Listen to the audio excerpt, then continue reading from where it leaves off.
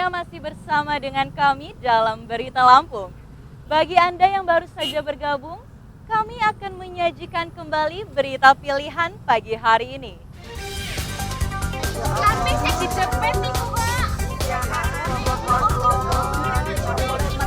Mayat bayi laki-laki ditemukan tidak utuh di perkebunan karet Lampung Selatan.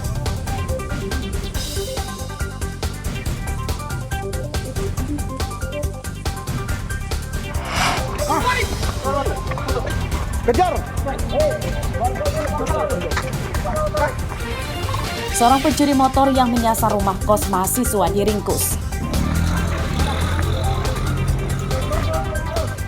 Hidupin terus, hidupin. Mana kunci teh?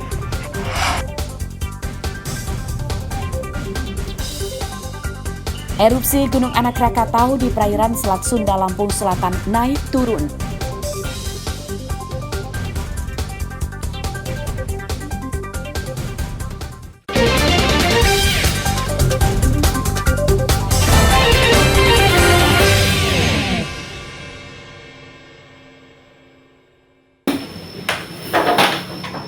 Aktivitas erupsi Gunung Anak Rakatau naik turun.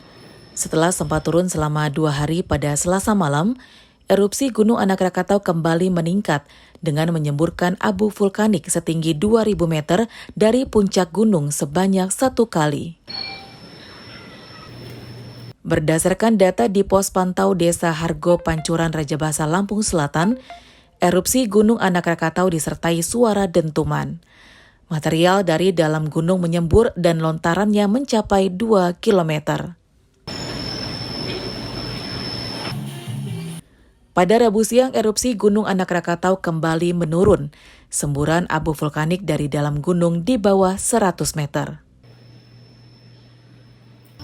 Variasi letusannya, ketinggian berkisar 200 sampai 2000 meter.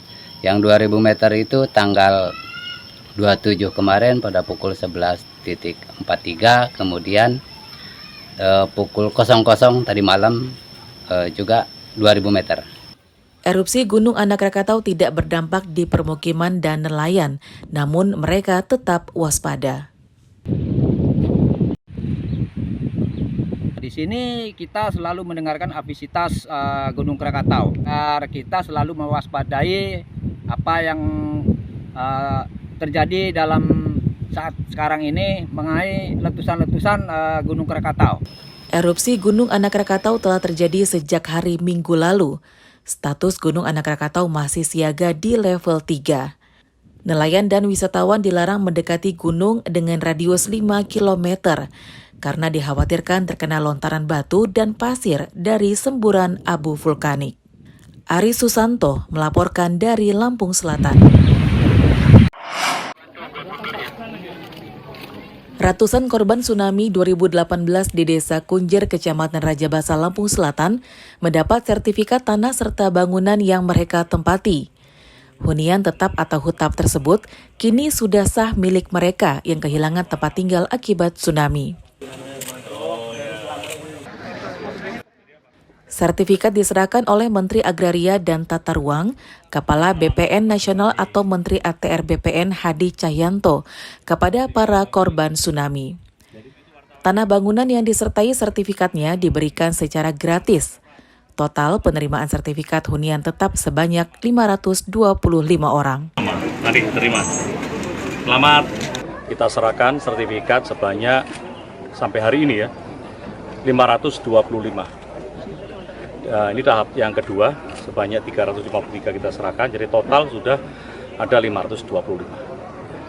Dan kami harapkan bahwa sertifikat itu tetap dijaga, jangan sampai jatuh ke tangan pihak-pihak lain yang tidak berkepentingan. Ini Pak, haru dan senang bahagia gitu Pak, karena selama ini kami yang nanti-nantikan sudah terpenuhi, terutama sertifikat hak milik Pak ini sangat kami idam-idamkan. Karena selama ini kan kami hanya menempati rumah, cuman statusnya belum jelas kan. Sekarang sudah jelas Mas. Sekarang sudah jelas. Milik, ya. Yang soalnya kita bisa lebih maju dari sebelumnya Pak. Karena kita di sini sudah merasa aman, nyaman menempati rumah. Walaupun sederhana tapi ini sudah aman bagi kami Pak. Tsunami Selat Sunda 2018 lalu terjadi menyusul amblasnya Gunung Anak Rakatau. Akibatnya lebih dari 400 orang meninggal dunia dan ribuan warga kehilangan tempat tinggal. Warga yang kehilangan tempat tinggal kemudian pindah di rumah hunian sementara atau huntara dan akhirnya jadi hunian tetap atau huntap.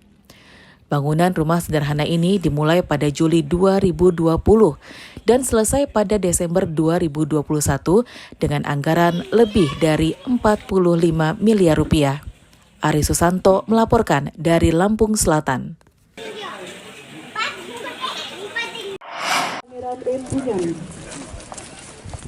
Sengketa lahan antara warga Desa Bumi Agung, Kecamatan Abung Timur, Lampung Utara dengan TNI Angkatan Udara di daerah ini berakhir. Sebanyak 110 bidang tanah dengan luas sekitar 42 hektar kini resmi diserahkan kepada masyarakat. Ini dibuktikan dengan diterbitkannya sertifikat tanah yang semula disengketakan melalui program PTSL. Sertifikat diserahkan oleh Menteri ATR BPN Hadi Cahyanto kepada 110 warga pemiliknya di Landasan Udara atau Lanut Muhammad Bunyamin Menggala, Tulang Bawang. Menurut Hadi, tanah ini semula milik Kementerian Pertahanan, namun sudah diperalihkan untuk transmigrasi. HPL itu adalah HPL tanah negara yang diperalihkan menjadi hak dan dipergunakan untuk transmigrasi.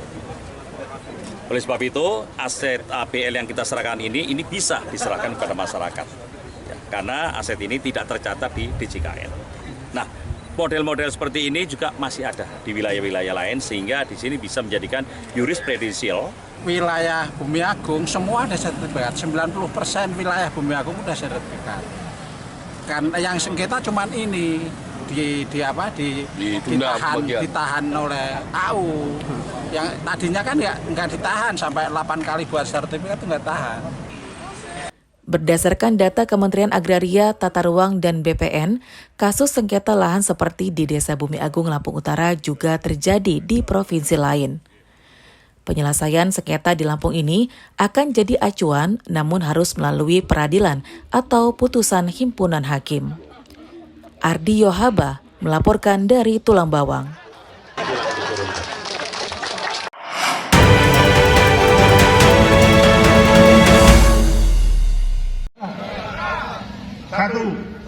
Seluruh ASN di Lampung Utara berjanji akan netral atau tidak berpihak pada pemilu 2024 mendatang. Janji tersebut diucapkan pada deklarasi bersama usai upacara ulang tahun Korpri ke-52 di halaman kantor Pemda Lampung Utara Rabu pagi. Janji untuk netral pada pemilu serentak 2024 dibuktikan para ASN pada penandatanganan nota kesepakatan bersama dengan pihak terkait.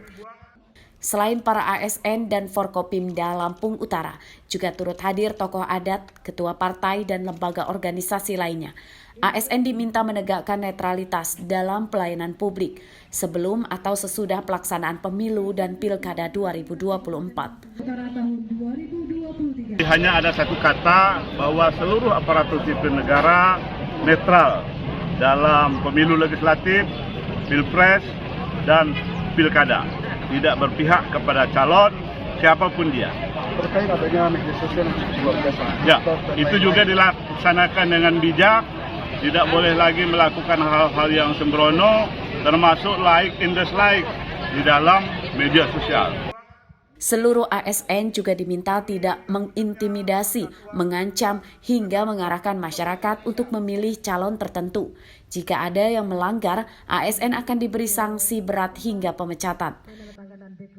Semoga deklarasi ini bukan hanya penyampaian saja, tapi bisa dilakukan sebaik-baiknya untuk menyambut pemilu kita dan mensukseskan pemilu dan pilkada serentak tahun ini. Sementara itu, hari ini telah memasuki hari kedua masa kampanye pemilu 2024. Pada hari kampanye, ratusan spanduk bergambar caleg dan calon presiden dan wakilnya banyak terpajang di pinggir jalan raya. Ardi Yohaba melaporkan dari Lampung Utara.